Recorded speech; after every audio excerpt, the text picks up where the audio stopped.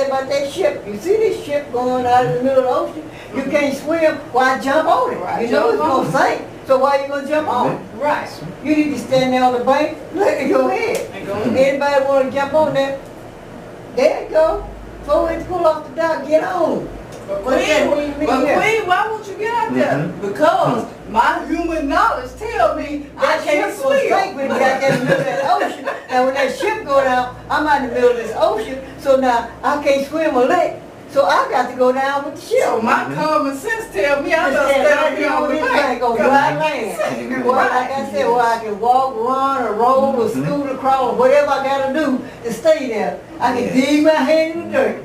Right. Nails all nasty, broke off, but I'm still on dry land. Right. I can function on dry land. Right.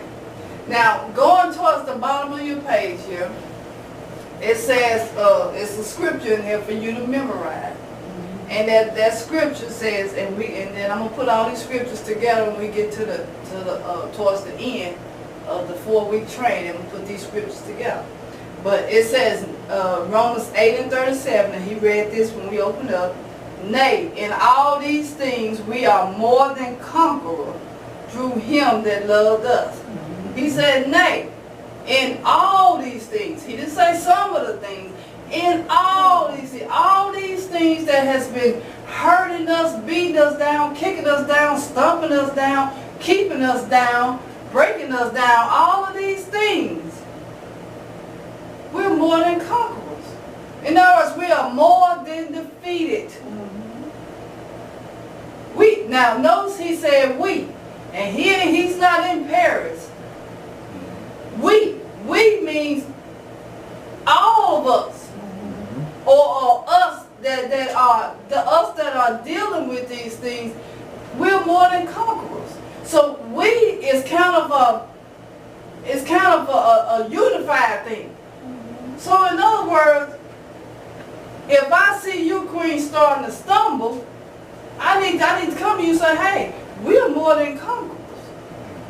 So in other words, this the word we is kind of like putting us in a partnership with one another.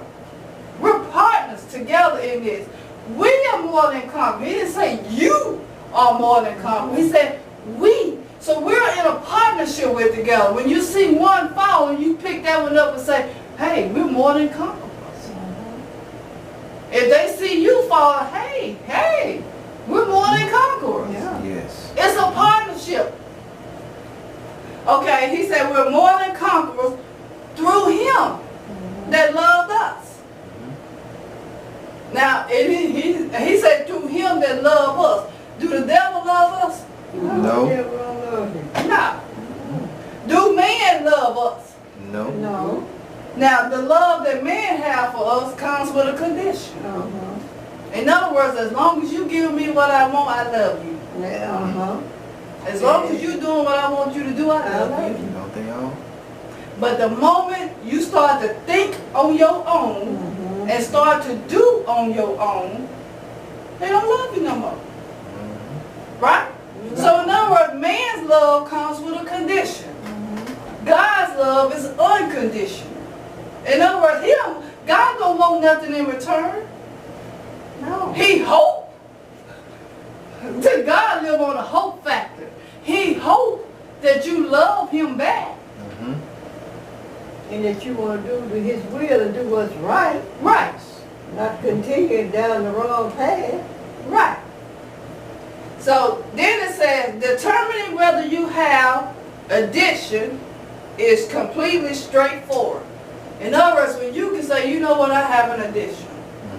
No, you ain't making no excuse for it. You ain't saying, well, see, I do this here, but I do this, I don't do this every day, so I can't say it's an addiction. If you don't have no control over it, it's an addiction. So in other words, if you have to have that, I'm trying to think about alcohol. In my case, the fuzzy neighbor that I used to love to drink, if I had to have that fuzzy neighbor to make me feel happy, then it's an addiction. If I can't feel some type of happiness with Jesus, I got to have some type of substance some type of worldly substance to feel happy, it's an addiction. Do you know we can be addicted to money? Mhm. We can be addicted to money. I gotta have money. I gotta have this money. I gotta get this money. I gotta make this money. This is what makes me happy. We need money to live. We need money to get to the next place. We should want to have a rich man mentality, but it shouldn't be to the point to where it becomes our God. So, in other words, if you can say, you know what, I may not drink every day, but I'm not happy unless I'm drinking. So therefore, I'm an addict. I'm an alcoholic. When you can be straightforward to yourself, to God, to others around you, now you're on the road to recovery. Because you can finally admit, I got a problem.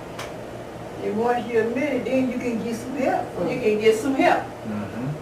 Okay, it says, and admitting it isn't easy, largely because of the stigma and shame associated with addiction.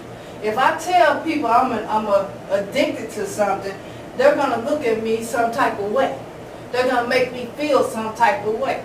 So because of the stigma that's associated with it, or the shame, it's hard for people to admit they have an addiction. But acknowledging the problem is the first step to recovery. So in order to acknowledge I got a problem, I got to reflect on the things that's going on because of me drinking or smoking or shooting up. Right? Now, any questions or comments from what we've gone over? No, great teaching. I actually had your message all in my head today, but you went another route with it, but it's good. I didn't go another route to Holy Spirit. Well, Holy Spirit.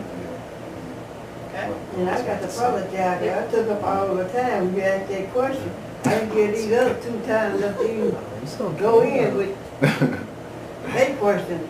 See, I get caught up in what's all about Queen. Yeah, I mean, I do. Oh, it's, And I'm going to get mine out. Was anybody else you tell them no, I'm going to get my opinion out there. Turn it on. And, you know, said and turn it then on? I'm going to hop on